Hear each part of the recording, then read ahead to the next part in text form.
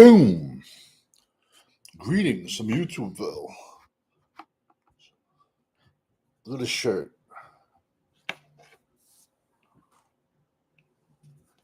Little history lesson today. Anger is a gift. Even in the comment section, how can I phrase this? Who said those important words? Not like you're thinking about it. It's a gift if you use it in a positive way.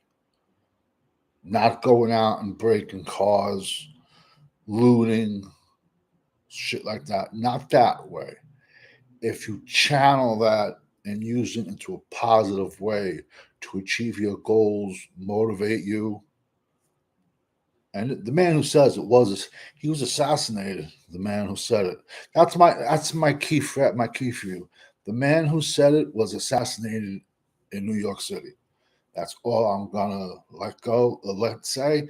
And the sad part, it happened so long ago, they let his killers out of jail and they stole the streets. Nice country we live in. Nice country. By far the best beard on YouTube. All right, today we're going to be talking a little legally. All right. Believe it was Vanderbilt. A quarterback from New Mexico State transferred to Vanderbilt. And this was his last year. His eligibility was running out. So at the end of this season, that's it. He had no more eligibility. No more of the clap year. None. So he did a tort. He filed suit against the NCAA stating that, follow me here, people, this is going to affect millions, especially for the 2025 to 2026. He said his time at a community college should not have counted against his eligibility. NCAA, the court, the federal court,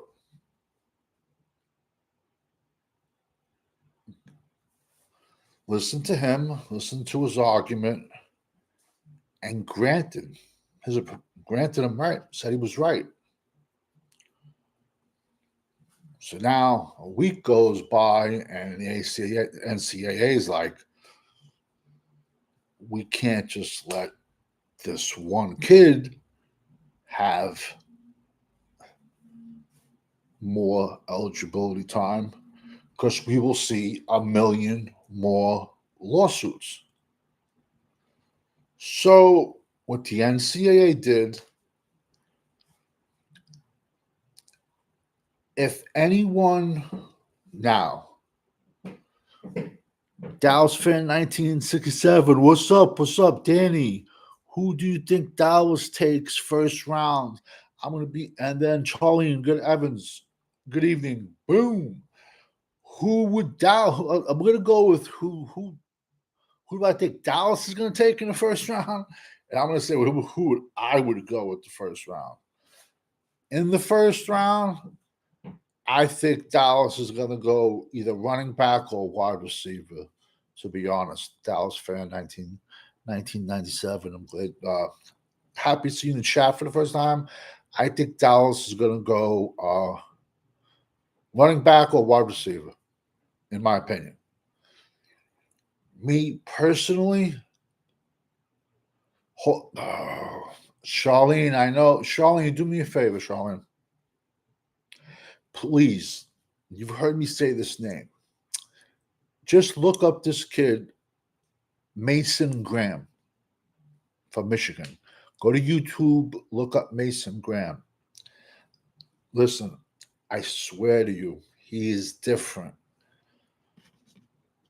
For the list 3 years ago, I spotted him when Dallas was like when there was rumors that.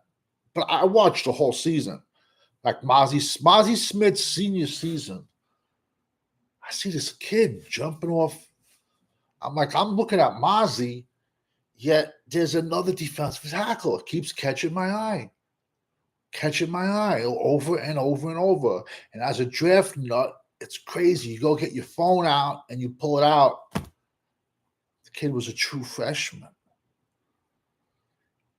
Mason Graham, as a true freshman, was better than Mozzie Smith. I know that's not saying much, but at college he was. Next year, Michigan had Chris Jenkins. Same thing. I'm scouting Chris Jenkins. Same kid is coming off the screen. He's not same thing. He was better than Chris Jenkins. Mason Graham. So for now, this past year, he's a junior, so he's allowed to go. I'm like 99% sure he declared for the draft. He's not your traditional Michigan defensive tackle. He has violent hands. He gets up, gets in your chest, gets rid of you, and goes upfield. He's not like the Michigan defensive tackle that catches people and just holds blocks. Anyone can do that as long as you're strong and got a low center of gravity. But Mason Graham was also he's 6'3", legit 335, and the way he gets this, he's a bull. He was also a state champion wrestler. I've said it before. I've said it again. Those two sports go hand in hand. Hand in hand, wrestling and football, because you get to know leverage. You get to use you get even like in the martial arts, you'll get to use someone's leverage against themselves. Like I said, he's violent. Boom, gets rid of his guy. He doesn't dance with his guy. Gets rid of his guy.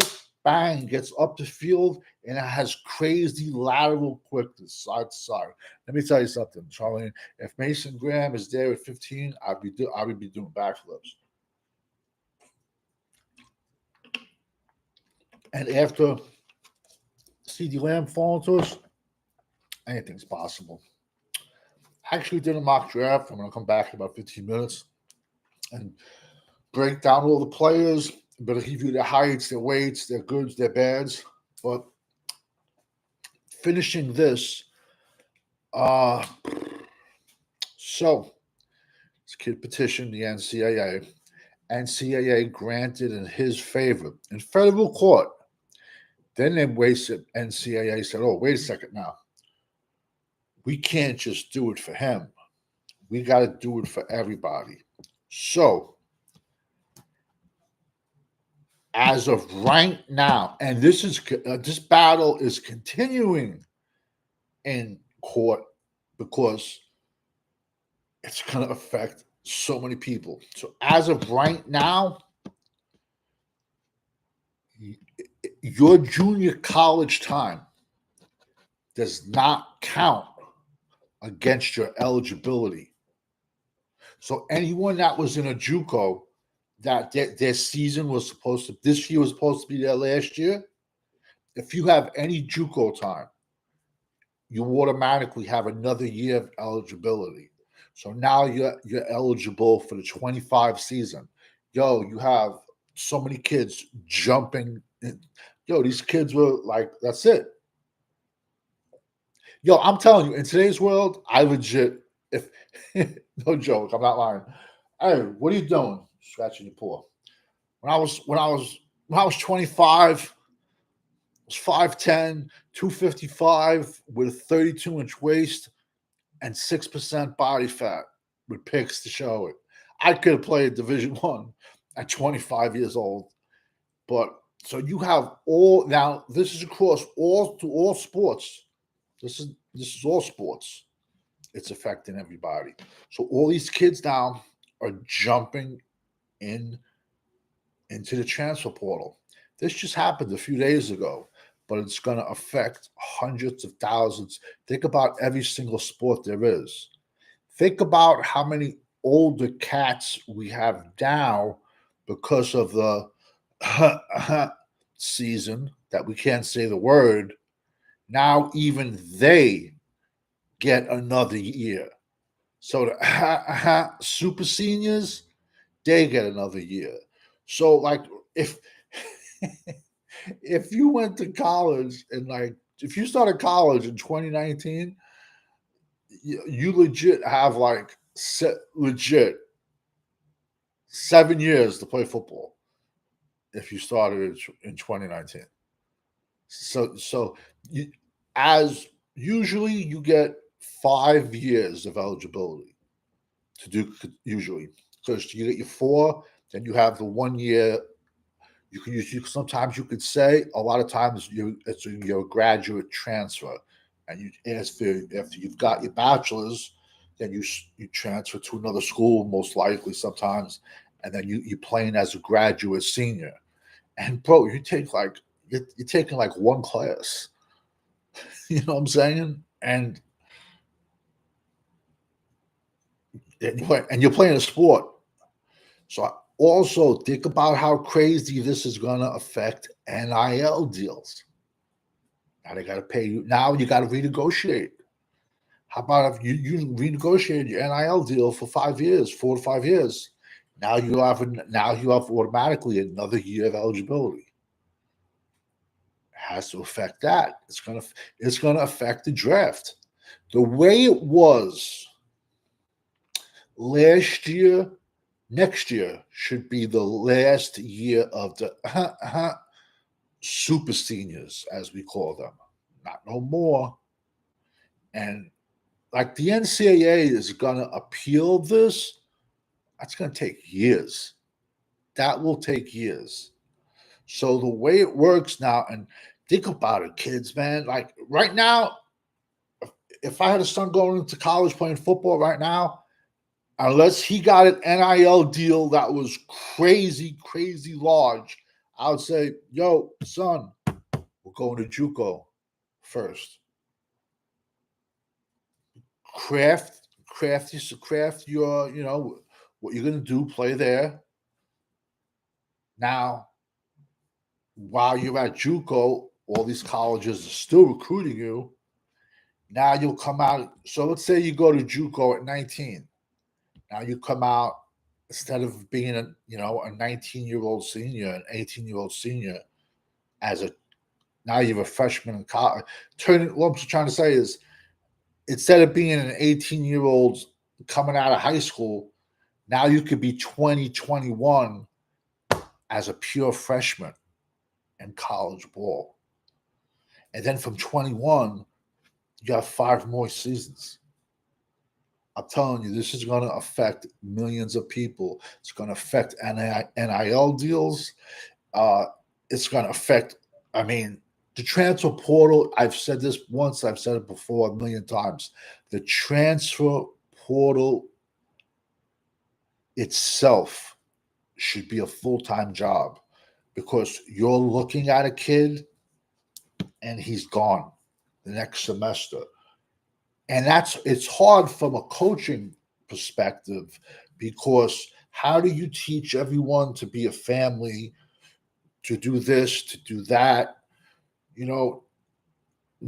Okay, when I see a kid all 4 years, 5 years out of college, I like that. I truly do. It's when I see someone at 5 different schools in 5 different years, something ain't kosher. You, as if you work in HR and someone hands you, you know, their resume, and there's 37 jobs in the last 17 years, 10 years, that doesn't look good. It doesn't look good. You bouncing around. But I like, but it's tough. Now these kids are getting paid, but they always, I love the people that truly don't know anything about college football. They always were getting paid. It was called a stipend. Wink, wink.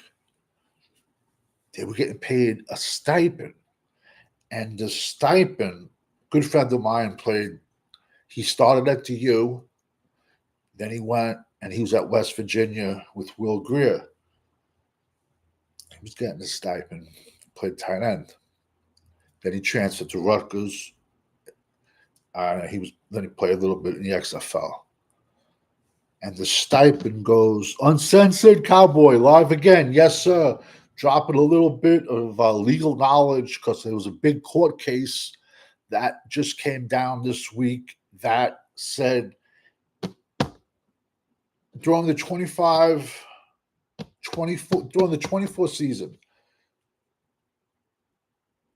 before that, if you had any Juco time, junior college time, that does not count against your eligibility. So you're getting another year of eligibility. That's what I was talking about. So, like I said, it's hard, when you have a different team every semester, it's getting out of hand. When the college players are making more than their coaches, it's getting out of hand. At some point, they're gonna have to cap it. If you yell at a kid too hard, bingo, he jumps right in the transfer, jumps right in the portal, and he's gone again. He's gone. So how do you build cohesiveness? Has anyone noticed this year in college football that there's really no super duper powerhouse? Why do you think that is? That's because of the portal. How do you do your cap? How do you cap it? That's gonna have to come down from the NCAA because the way it is now, basically, the school with the biggest boosters is going to get all the players. College football now is like free agency.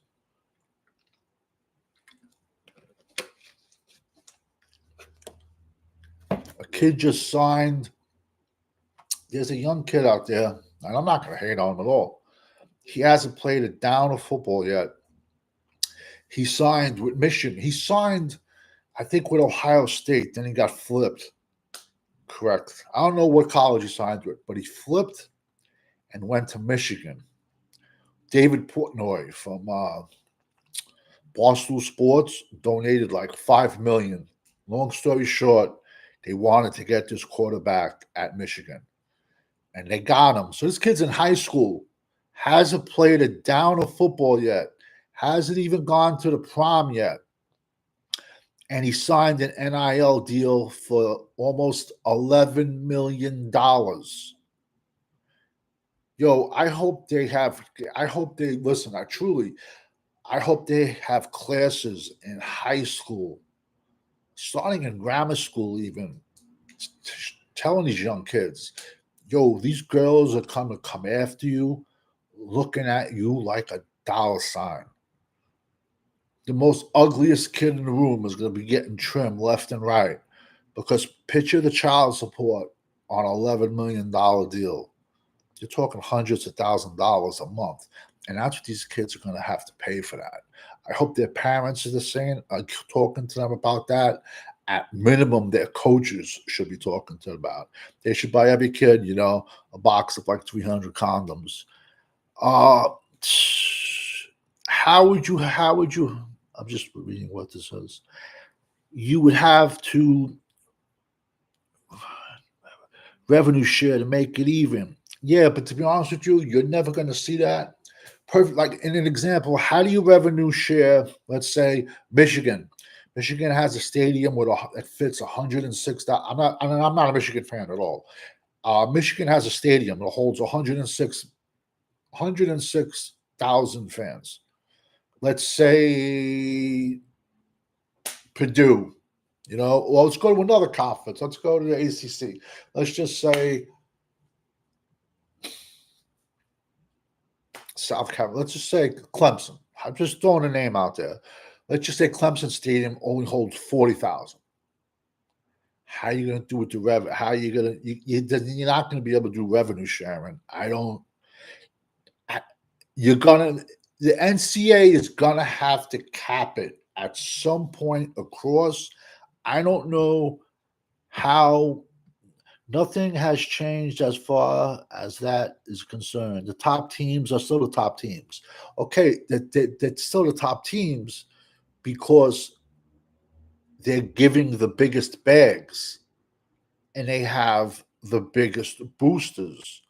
But I don't know if anyone noticed, like I said, this year there was a lot of parity in college football.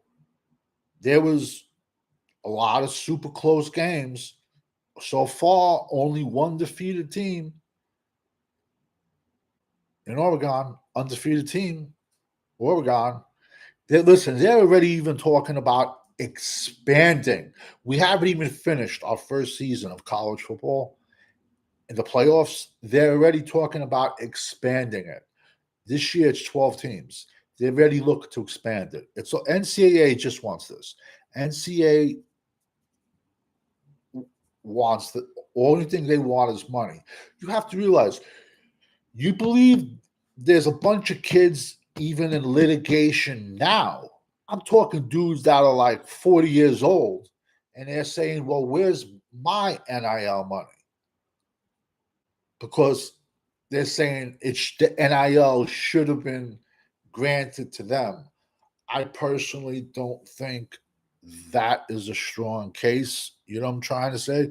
It's hard to litigate work-wise environment stuff for past employees. That's why contractual time comes. The first thing they say to you is, we have to negotiate for the people here. You can't negotiate for somebody that's not even an employee yet. So you only care about who's there. They need to do like with the motion picture academy. And I should go back into Hollywood. When I was younger, I was in a movie, but this was pre-internet. I swear to God, it was pre-internet. It would be on. It should have went to Sundance. It's actually on YouTube though. Uh, let's see. Because at Beaver Stadium last weekend, the Penn State, yeah, Penn State at 106.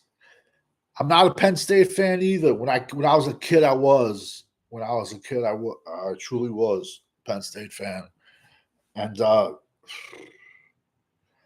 an extremist, people. I do something 100% or nothing, and that was my goal. That's where I wanted to go play.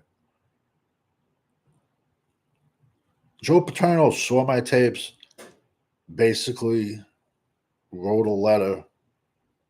Don't know why. I don't know who got it to them. I really don't. I have an idea who it was.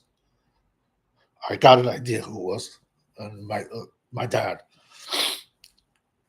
But he basically just, in a nice way, said, "You don't pass the eye test," pretty much, telling me I was too small. And I just said, "All right." I went another way, and I have zero regrets. Zero regrets. The way I went worked out fine, so I can't have a word. Can't say a bad word about anything.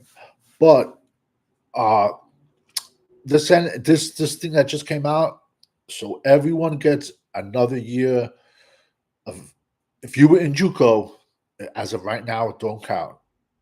And NCAA is going to litigate it, but it's gonna take more time. So all these kids, if you wasn't good enough, you got another you got another year for next year. So there was a kid, anyone who maybe was like this year, who thought, who has JUCO time, he can jump in a portal or stay at the school. Well, now he has to renegotiate his NIL deal. So now the transfer portal is gonna go even more insane as it is.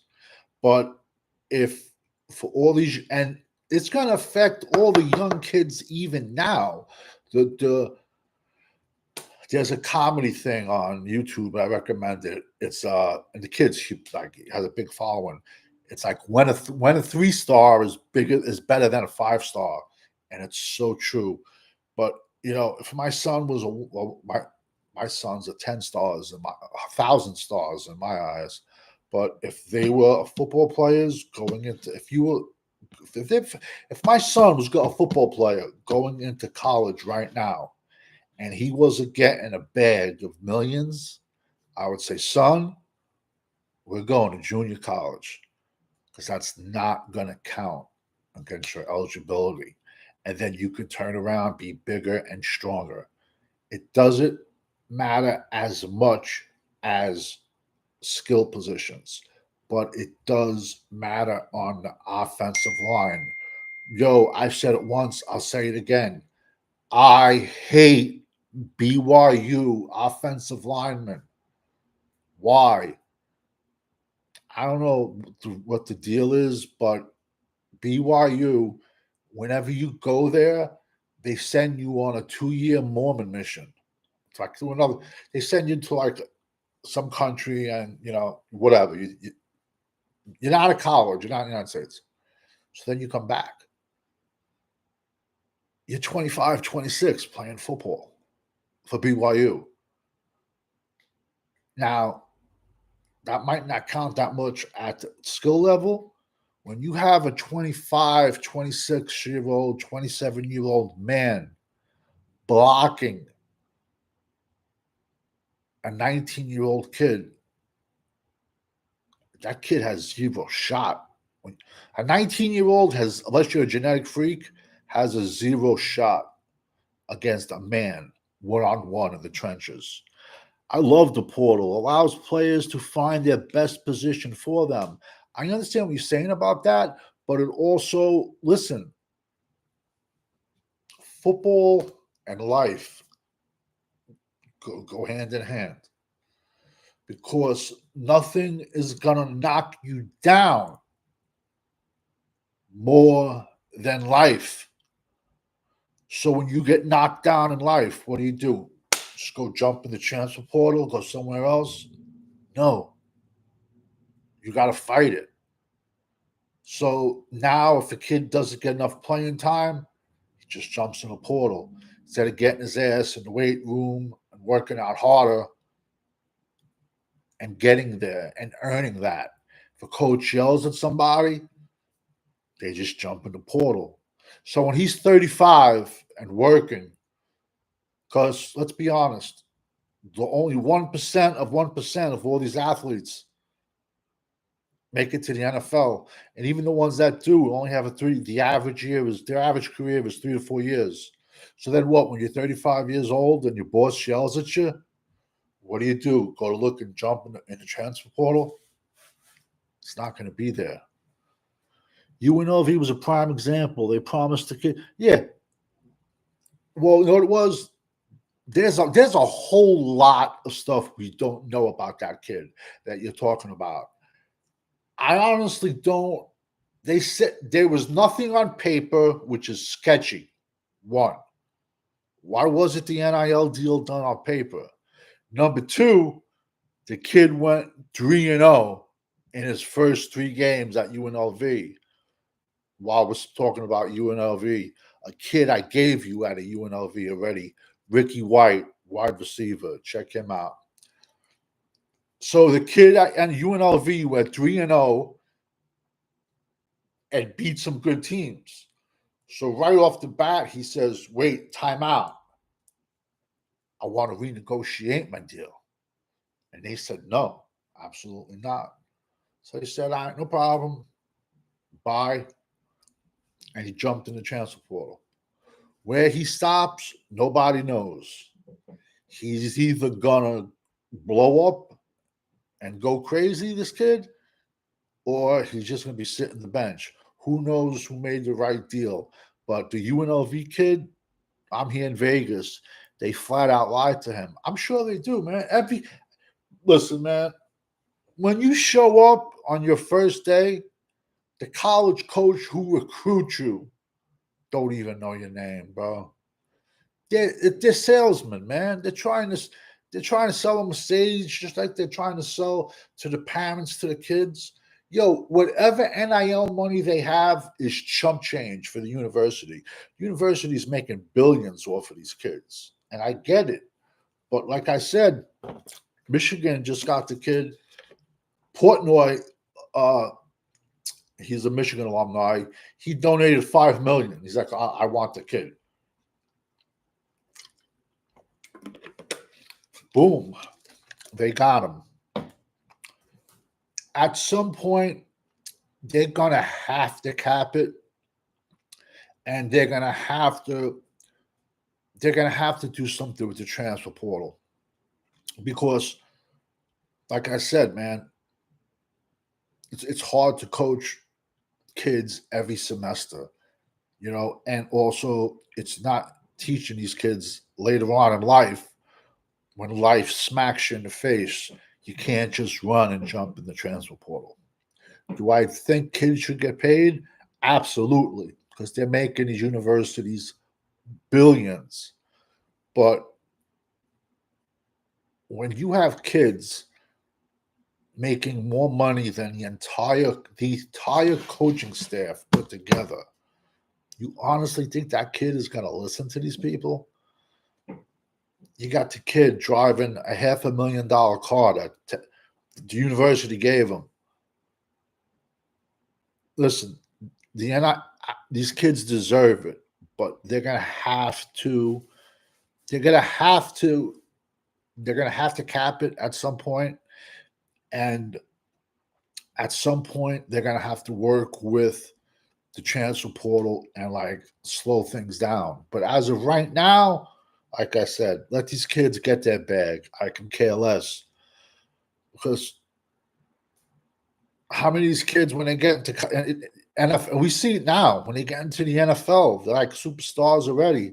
They're already millionaires, So the owners of the casino tried to pay him 200 grand, and he was pissed at UNLV. Yeah, but like I said, you probably know this situation a little better because you're from Vegas. I've only been to Vegas to party. I think 4 or 5 times I was there, bachelor parties. And it's a city made of money, so I get it, man. But you guys got what's a really good high school out there? Football. Is it Bishop Gorman? I might be right. I might be wrong. Or it might be John Bosco. But you guys have a really, really good high school out there in Las Vegas. I'm pretty sure it's Bishop. I even know high school football throughout the United States. Think I watch football? It is Bishop Gorman. Yeah, I saw Randall Cunningham's son play quarterback from that high school. They actually play high schools on the East Coast, Catholic high schools on the East Coast and the West Coast. They're a very good team. They're always like in the top 10. So, like I said, a lot of kids, if you were in Juco, you get an extra year.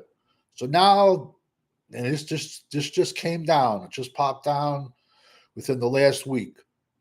And they originally only made it for this quarterback, but then after a week, they said, no, we're going to have 1 million more lawsuits. So Juco does not count towards your eligibility. And there's a lot of kids now, instead of maybe going to a Division II, Division III, go to Juco. It ain't going to count against your eligibility. Now you're going to see a lot more kids going to junior college. That would be, if my son was an okay athlete and wasn't getting that bag, I'd be sending him to JUCO because then he can be playing when he gets older against much younger talent. And in the trenches, that's a big, big difference. Skill positions, not so much. Because we all know this was legal half hour with Daniel Savage. I should have went to law school and been a lawyer. Little law advice. I don't care if it's a parking ticket. a murder charge or whatever, you never, ever, ever, ever, ever, ever step foot into a courthouse without an attorney.